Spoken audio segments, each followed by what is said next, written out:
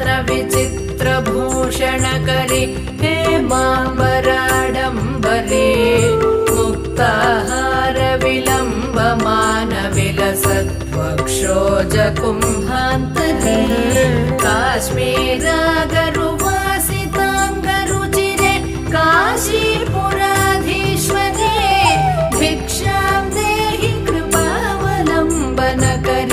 मातान्नपूर्णेश्वरी